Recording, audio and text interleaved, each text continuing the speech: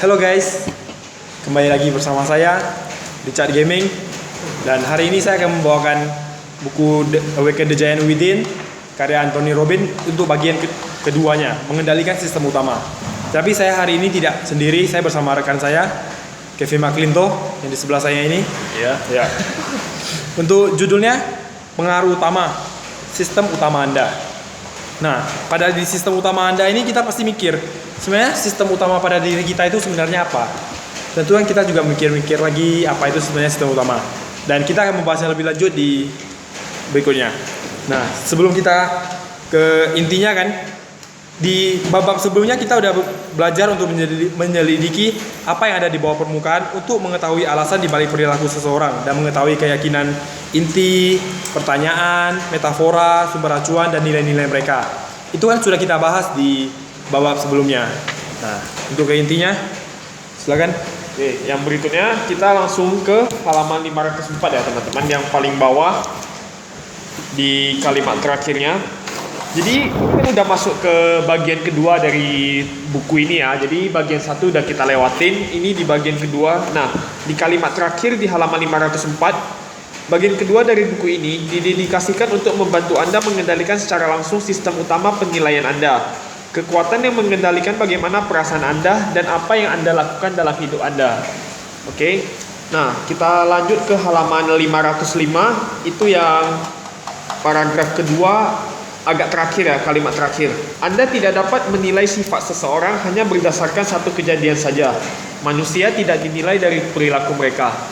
Nah, kalau misalnya dari kalimat ini, kira-kira teman-teman udah ngerti, udah paham? Mungkin contoh simpelnya kayak kalau misalnya ada orang lagi marah, kita kan nggak bisa langsung bilang dia pemarah. Dia marah pasti mungkin karena ada alasan gitu kan. Jadi ya bukan hanya karena satu kejadian kita langsung bilang dia adalah orang yang pemarah gitu misalnya. Itu contohnya. Oke, untuk paragraf terakhirnya, kunci untuk memahami orang lain adalah dengan memahami sistem utama mereka sehingga Anda dapat menghargai cara berpikir sistematis setiap orang. Kita semua memiliki sebuah sistem atau prosedur yang kita jalankan untuk menentukan apa yang berarti bagi kita dan apa yang harus kita lakukan dalam situasi hidup apapun.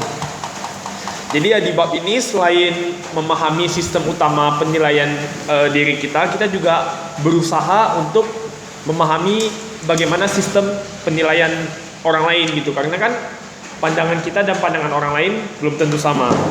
Benar Pak Richard? Ya, benar. Soalnya kan di sini ada peribahasa jangan menilai seseorang dari satu keburukan aja. Masa orang tersebut sudah membuat 1000 kebaikan tapi ditutupi dengan satu keburukan. Tentunya hal tersebut tidak fair untuk sama dia. Cuman kan ya cenderung nggak bisa dipungkiri juga, pasti kita kalau misalnya ada kayak gitu, kita kan sering secara tidak langsung ngejudge lah kalau bahasa zaman sekarangnya ya, kayak ngejudge gitu, padahal ya kita nggak tahu apa maksudnya apa motif dibalik perilakunya itu. Nah, di halaman 506 di sini ada subbabnya penilaian berkualitas, menciptakan hidup yang berkualitas. Nah, maksudnya penilaian berkualitas itu gimana sih? Kalau misalnya di penilaian berkualitas ini, di contoh di buku ini ya, dia kayak orang-orang yang ahli dalam bidangnya gitu loh. Jadi kayak orang ini menjadi yang terbaik di antara yang terbaik di bidangnya. Ya, untuk kan penilaian berkualitas menciptakan hidup berkualitas ini kan, dari judulnya aja kita sudah mengetahuinya. Kalau penilaian seseorang tidak berkualitas, tentunya tidak akan berguna atau berfungsi, atau menurut kita kurang berguna istilahnya. Contohnya dari sini, jaksa penuntut umum. Kalau dia sebenarnya ini kan untuk memenangkan setiap kasus. Coba kalau suruh dia pergi ke main hal lain yang bukan bidang dia, atau memecahkan kasus pembunuhan atau seperti apa yang seharusnya dikerjakan oleh detektif, tentunya kan itu tidak sesuai dengan bidang mereka. Jadi kan tidak cocok gitu. Jadi kan untuk di sini semua orang tentu melakukan penilaian tinggi dalam bidang keahlian mereka sendiri. Dan kita berusaha memberdayakan bidang kita sendiri itu, kayak kita fokus ke yang memberdayakan lah, jangan fokus ke yang kurang memberdayakan kita istilahnya. Oke, pada halaman 508 itu, kekayaan adalah hasil dari penilaian yang berhasil. Nah, di sini kan kalau saya bisa berikan contoh seperti fluktuasi pada pasar-pasar saham. Nah, tentunya kalau penilaian kita baik, itu kan kita bisa jadi cuan gede, langsung jadi miliuner dalam satu hari. Nah, coba kalau sebaliknya kita nggak pandai menghitungnya, nggak pandai menganalisisnya, tentunya akan membuat kita merugi terus menerus. Jadi kan kita harus menilainya baik-baik. Tidak semua orang bisa main saham lah. Jadi yang kalau benar mau main saham harus menelitinya baik-baik dulu. Nah, ini dia ada kasih apa ya? Ada metafora nih dari Buffett. Tahu semua orang pasti kenal lah ya, mungkin kenal lah dengan Warren Buffett ya. Tahu lah ya. Enggak kenal, sorry, tahu mungkin dengan Warren Buffett, ada investor ternama gitu kan. Nah, kayak dia menganggap fluktuasi pasar itu seperti dia menganggapnya Mr. Market. Jadi Mr. Market ini ada untuk melayani Anda, bukan membimbing Anda gitu. Di tulisan bold di halaman 509, memang benar jika Anda tidak yakin kalau Anda memahami dan dapat menilai bisnis Anda jauh lebih baik dari Mr. Market, maka Anda tidak cocok dalam permainan ini. Jadi ya saham permainan yang resikonya gede lah, tapi returnnya juga gede, high risk high return gitulah kalau bisa dibilang ya. Kecuali mungkin bagi orang yang udah ahli dalam bidangnya, ya dia analisanya jago atau gimana, jadi kan lebih bagus. Tapi yang akan kita bahas di sini bukan itu hanya contoh penilaiannya aja ya. Nah, di halaman 509 juga di tulisan yang di bold di paragraf terakhir, jika seseorang melakukan lebih baik dari kita di bidang kehidupan apapun, maka itu karena mereka memiliki cara penilaian yang lebih baik mengenai apa maksud sesuatu dan apa yang harus mereka lakukan dengan sesuatu tersebut. Jadi kayak mungkin si Warren Buffett ini dia lihat fluktuasi pasar tuh udah kayak biasa aja gitu. Mungkin sehari rugi sekian ratus juta, mungkin bagi dia udah biasa aja. Cuma bagi kita yang baru aja mau terjun nih misalnya ke dunia saham, kayak kita invest nih misalnya, rugi aja mungkin berapa ratus ribu udah pucat lah, udah kayak gimana nih gitu kan. Nah, jadi kayak kalau misalnya di sini itu dia kayak udah terbiasa, dia udah sangat memahami situasi dia berada gitu, gimana situasi dia berada. Nah, di bawahnya ini kan, walaupun kekayaan itu adalah hasil dari penilaian yang berhasil, sebenarnya kekayaan ini bukan hanya dalam hal hoki atau keuangan ya.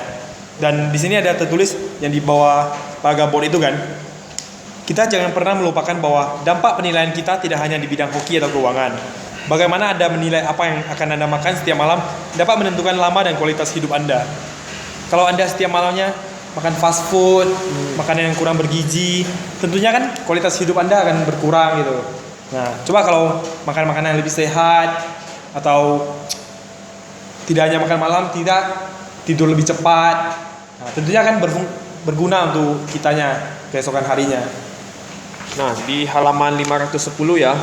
Jadi di sini itu di kalimat yang paling atas, maka tujuannya adalah dapat menilai apapun dalam hidup Anda dengan cara yang terus membimbing Anda untuk memilih sehingga menghasilkan apa yang Anda inginkan gitu. Nah, tantangannya adalah kita jarang mengendalikan proses yang kelihatannya rumit ini.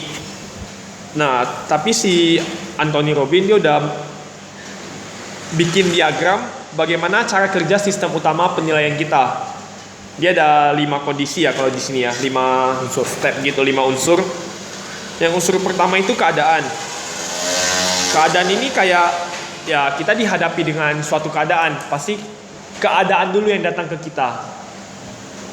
Kalau mungkin bilangnya kita bisa mengendalikan apa yang kita respon terhadap keadaan itu, tapi keadaan itu datang kan kita nggak bisa respon, tapi kita bisa mengendalikan bagaimana kita akan merespon terhadap keadaan itu.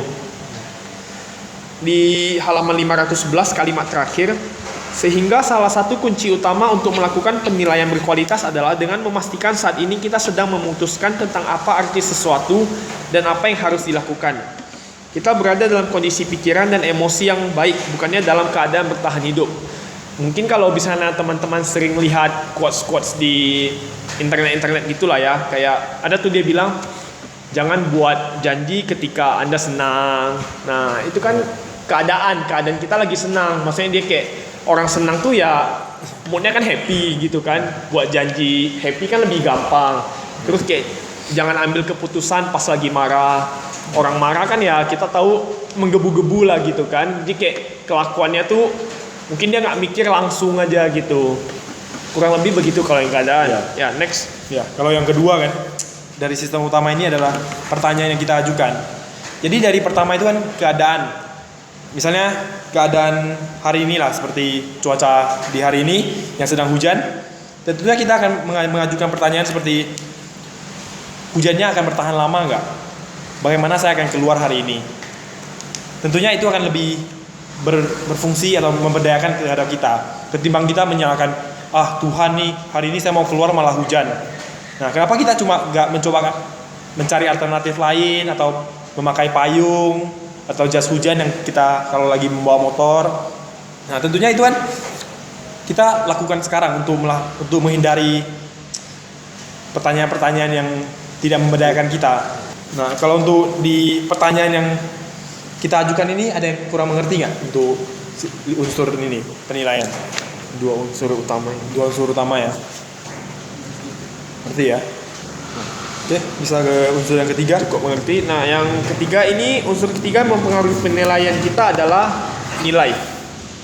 Tadi kan udah tuh, yang pertama ada keadaan, yang kedua ada pertanyaan, yang ketiga itu nilai kita. Nilai ini dia bagi menjadi dua, keadaan pedih yang dijauhi sama keadaan senang didekati. Ya, pasti kita semua kalau misalnya keadaan pedih pasti kita jauhi lah ya. Orang mana yang mau dekati keadaan pedih gitu kan. Nah, mungkin saya lanjut dari contohnya Pak Richard ketika hujan tadi nih. Dia kan bertanya, maksudnya kayak contoh keadaannya lagi hujan. Jadi kayak kita mulai bertanya, kenapa hujan?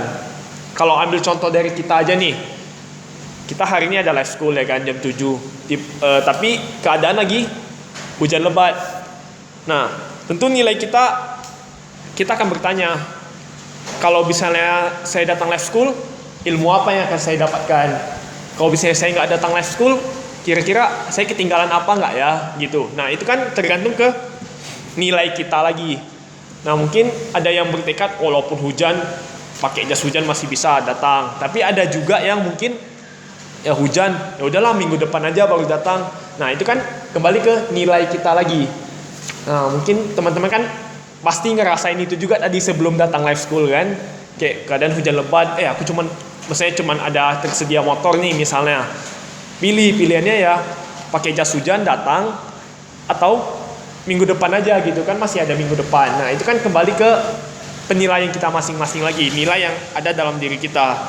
Berarti nilai apa yang kita pegang teguh gitu. Ya benar, misalnya kayak mungkin menurut Pak Agus, kalau saya nggak datang live school tuh saya merasa sangat ketinggalan, jadi mau nggak mau saya harus datang gitu. Nah, kalau dengan adanya nilai begitu kan pasti Pak Agus lebih semangat untuk datang. Tapi kalau misalnya Pak Agus hanya biasa-biasa aja kayak ya udahlah nggak datang minggu depan aja. Nah, pasti kan motivasinya juga turun dari Pak Agus untuk datang live school dengan keadaan hujan gini, dengan keadaan yang tidak seperti biasa lah gitu cuacanya. Oke, sejauh ini cukup paham ya teman-teman. Oke, kita lanjut. Oke, untuk yang keempat, unsur keempat ya.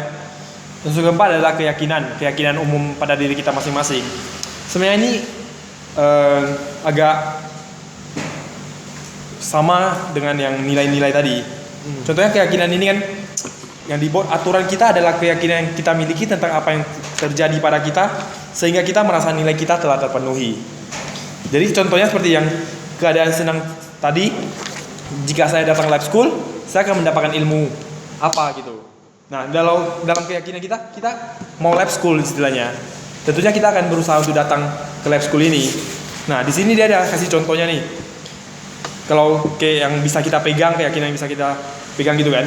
Jika kau mencintaiku, maka kau tidak akan pernah meninggikan suaramu. Jadi kan aturan ini dibuat sama pasangan gitu istilahnya. Atau kesepakatan yang dibuat dari pasangan. Kalau cowoknya membentak ceweknya, artinya dia gak menyayangi dia. Berarti kan dalam hal ini cowoknya pasti berpikir harusnya dia mencintai wanita tersebut tanpa membentaki dia. Dia akan lebih menyayanginya, lebih memperhatikannya tanpa adanya pemicu untuk dia meninggikan suaranya. Nah, sebenarnya keyakinan umum ini kan pada paragraf terakhir, keyakinan umum kita menentukan harapan kita dan seringkali mengendalikan apa yang bersedia kita nilai sejak awal. Kekuatan dari keyakinan ini menentukan kapan kita merasakan kepedihan atau senang, dan kekuatan tersebut merupakan unsur inti dalam setiap penilaian yang pernah Anda lakukan. Nah, coba kalau keyakinan yang Anda pegang yang pada pasangan tersebut tidak Anda pegang, Anda membentak pasanganmu, tentunya pasanganmu akan sedih. Coba kalau ya biasa yang kalau cewek lagi sedih, post status galau, terus ada aja yang nikung. Nah, tentunya itu akan membuat Anda sedih gitu loh. Nah, coba kalau habis itu kan ceweknya merasa lebih nyaman pada yang lain. Ya, orang lain itu tidak ada membentaki dia.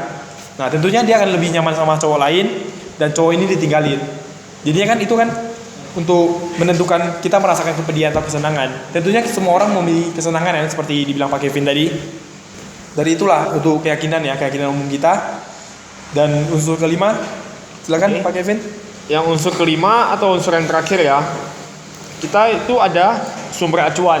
Sumber acuan ini adalah pengalaman, lebih ke arah pengalaman ya, pengalaman sebagai sumber acuan.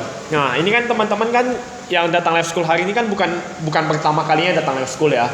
Nah, kayak keadaan tadi nih, kita ambil contoh keadaan tadi lagi.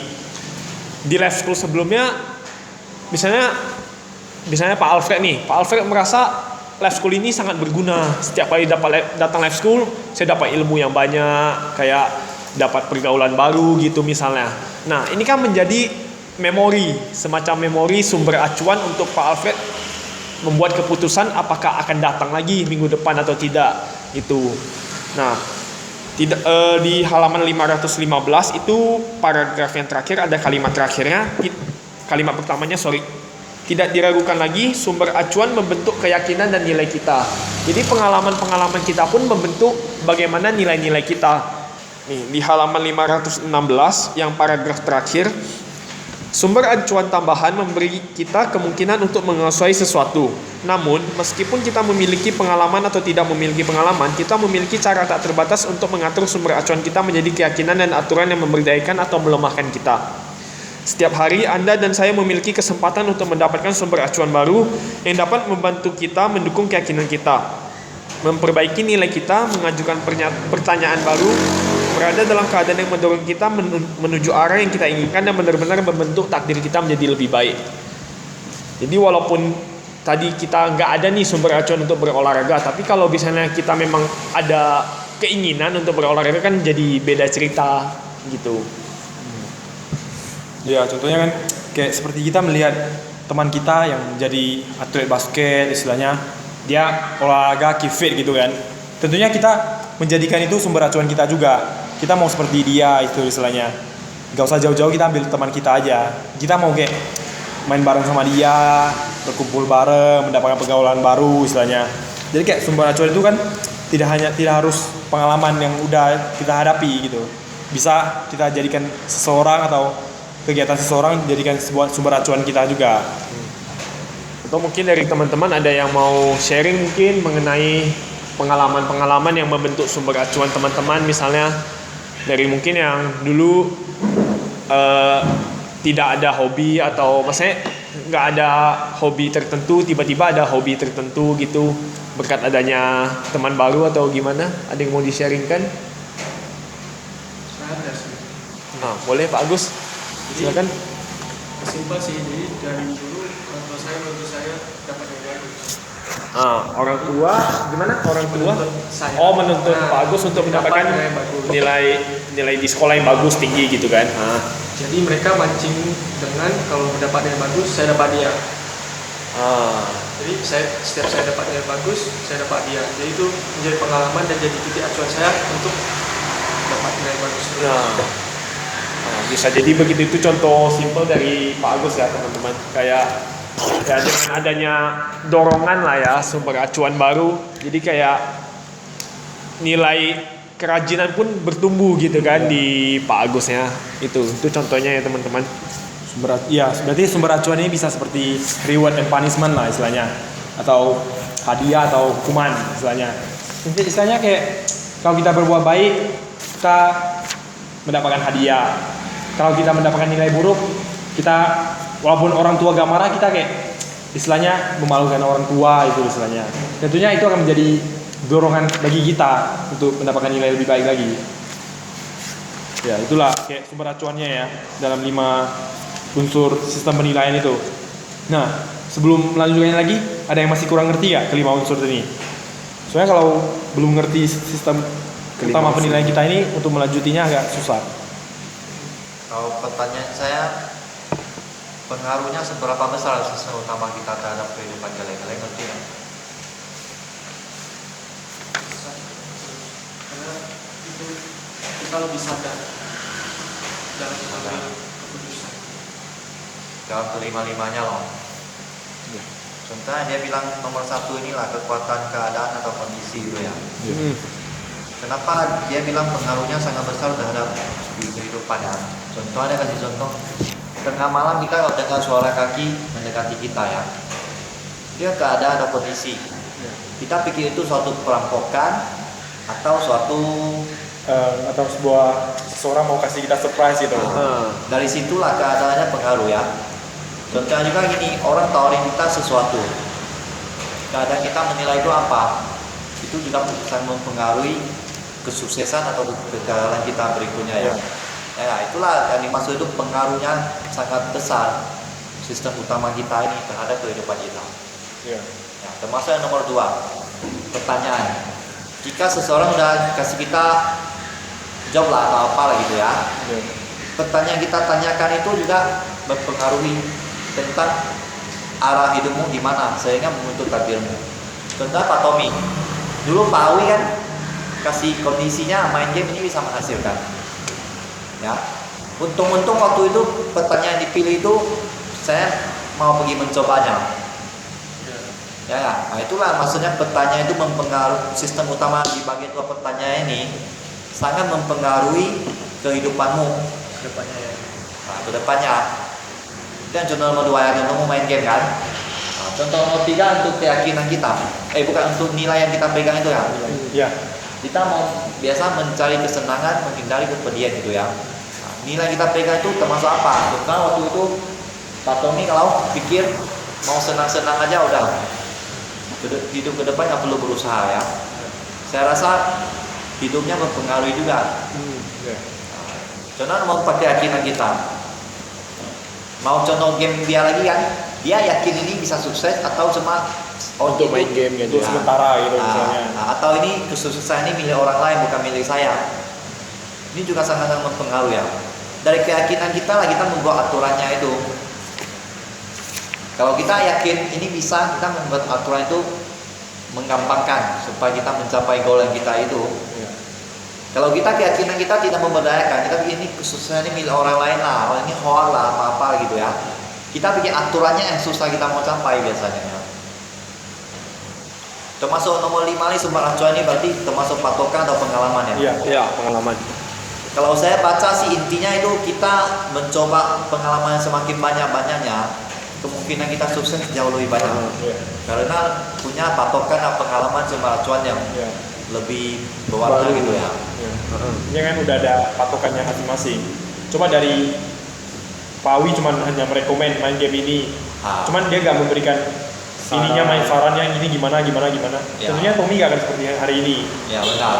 Ya, dia sumber acuannya ikuti orang yang sudah sukses gitu Iya. kan. Dari Pak Awinya kasih tips and trick lah bermainnya biar dapat banyak barang gitu kan ke Pak Tommy. Ya. Makanya ya ini 5 ini sungguh-sungguh besar pengaruhnya kalau dimengertikan ya sama kehidupan setiap orang. Salah satu kita bisa set ke arah yang lebih memperdaya, yang lain ikut-ikutan.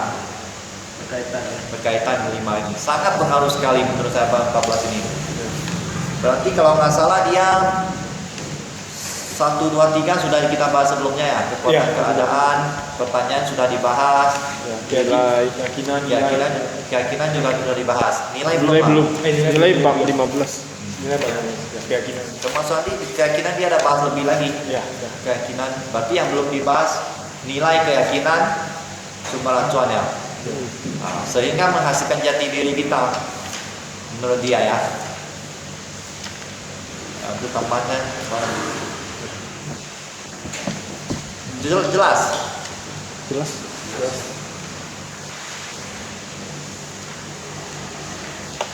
Oke, kita lanjut ke halaman 519 ya teman-teman.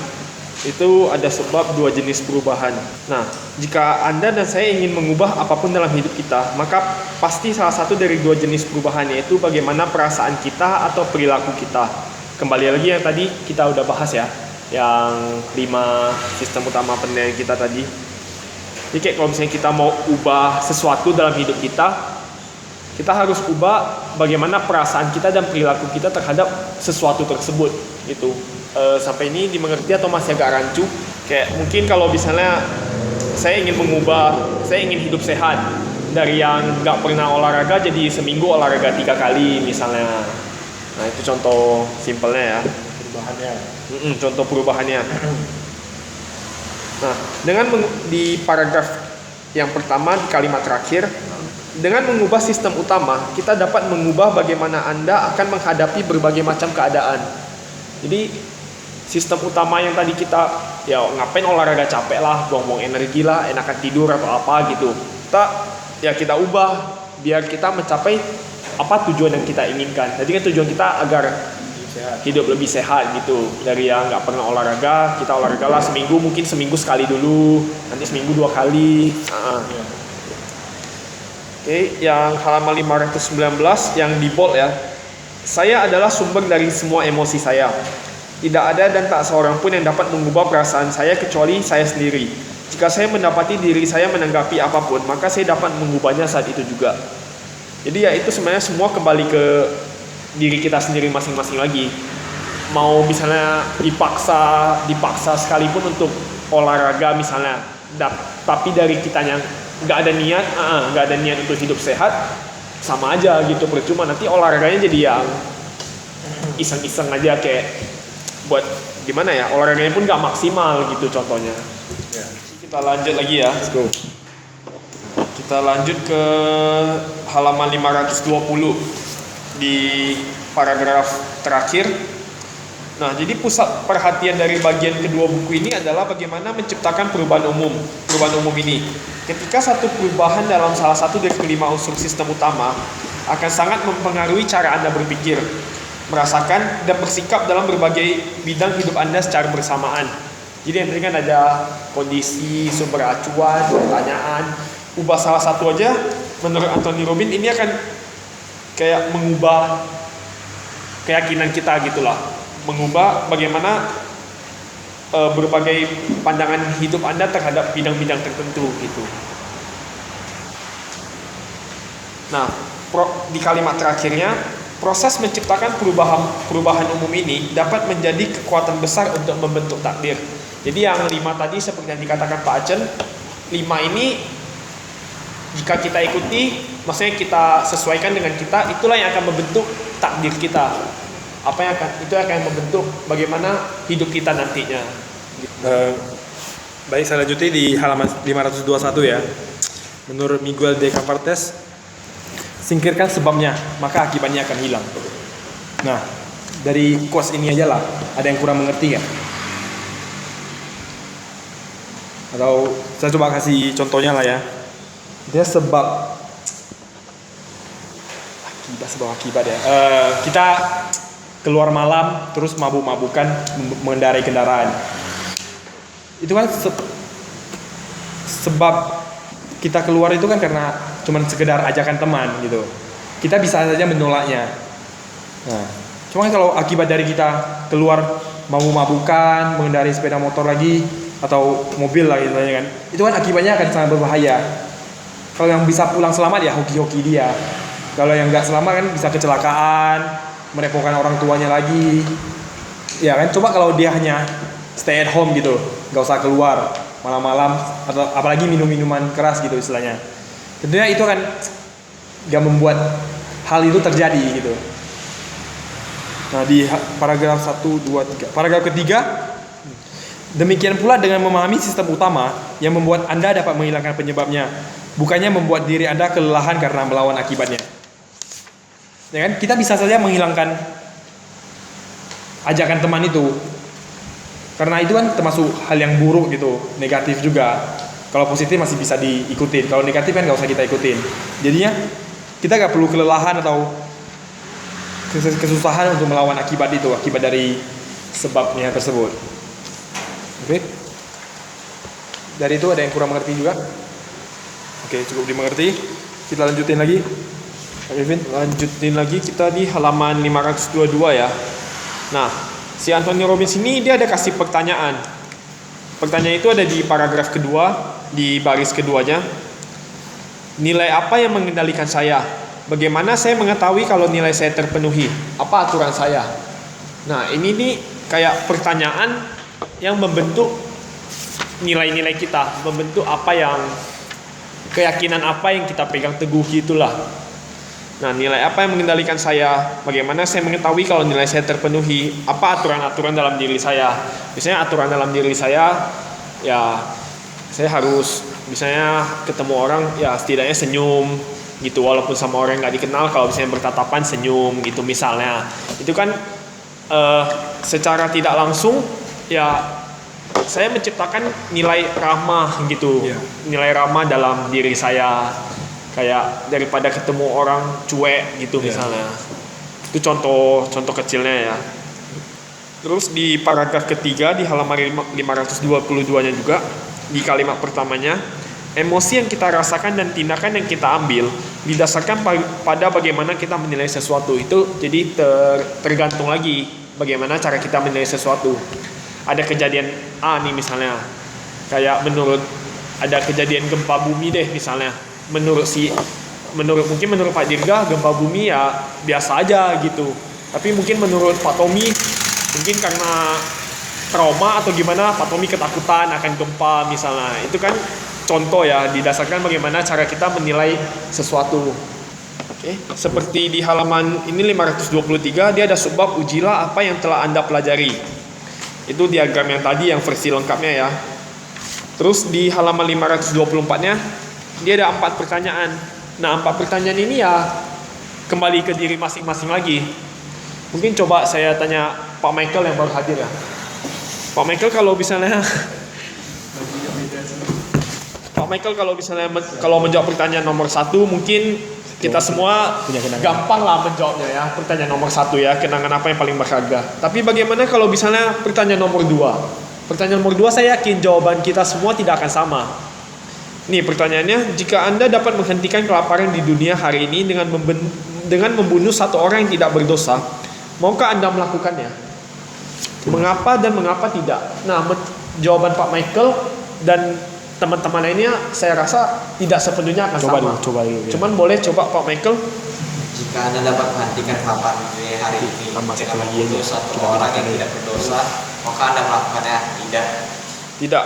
Mengapa dan mengapa tidak? Mengapa tidak, Pak Michael? Menurut saya nyawa orang itu penting dan ekualitas gitu. Dia kalau mau kelaparan ya kelaparan bersama gitu. Kelaparan bersama gitu ya. Semuanya setara. Mars kita ya. Saya itu jawabannya. Pak Kevin sendiri gimana? Nah, Kalau Pak Kevin gimana tanggapannya? kalau menurut saya membunuh satu orang tidak berdosa untuk menghentikan kelaparan, saya juga tidak. Karena ya itu orang nggak berdosa, saya bunuh, saya yang berdosa gitu kan. Bisa aja Pak Richard yang bunuh. Bisa aja Pak Richard yang bunuh.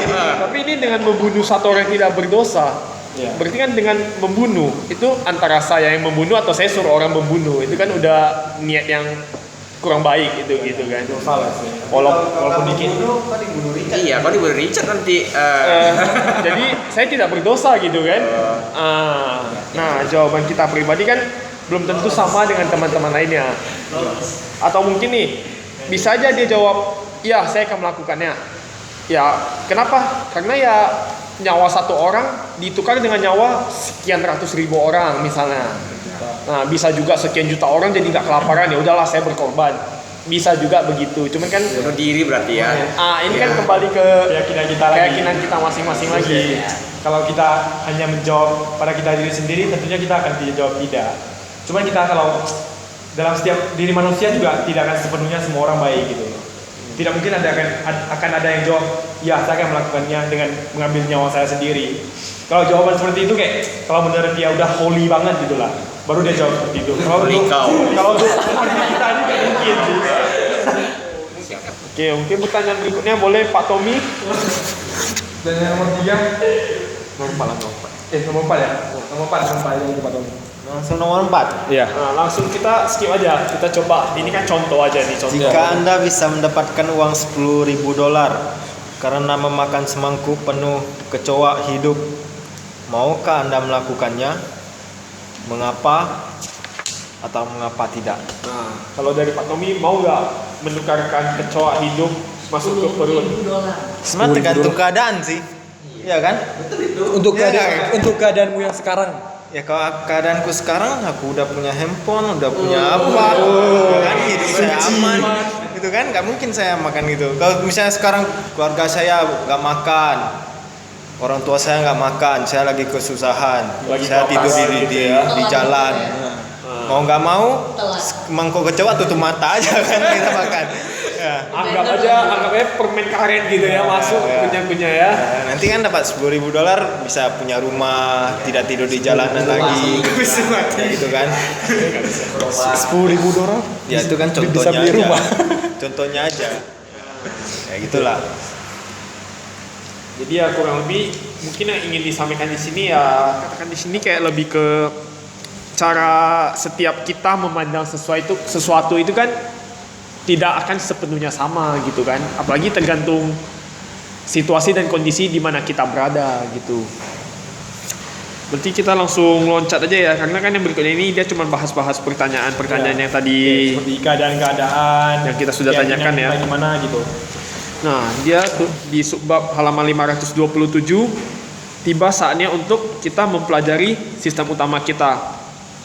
Itu ada diagramnya di halaman 528. Ada NAC, the master system.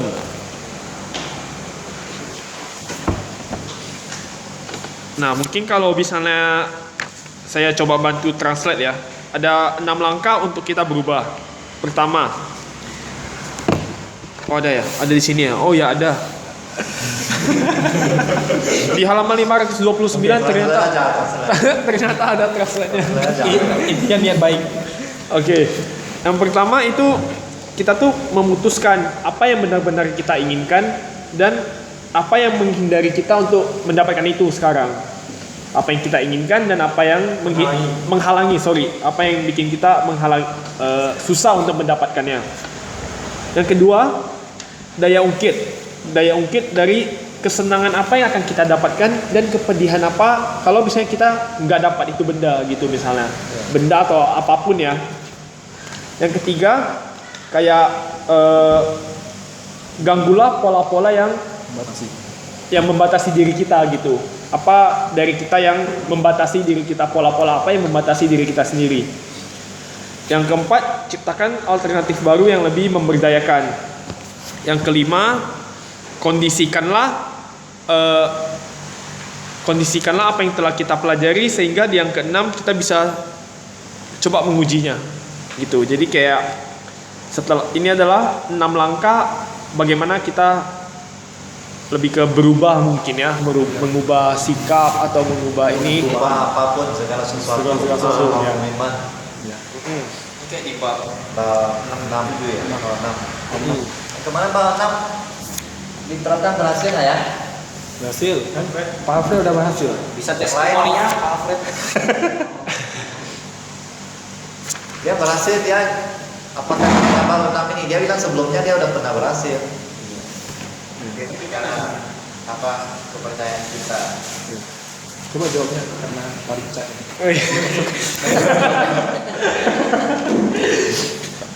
Yang lain? Cukup berubah. Hah? Cukup berubah. Dari Teman? cukup itu kan kalau orang macam saya langsung berpikiran yang lain. Oh itu prasangka buruk. Prasangka buruk, takut dipandang orang. Jadi setelah kepikiran kan contohnya, aduh, ini orang kenapa ada yang bilang aku? Terus aku keinget baca buku aja gitu. Kalau kepikiran kayak gini sebenarnya nggak boleh. Prasangka buruk orang yang ketemu saya dulu ya, dia pasti lari jauh-jauh. Saya sering kasih orang stimulus yang kasih dia prasangkanya buruk ya.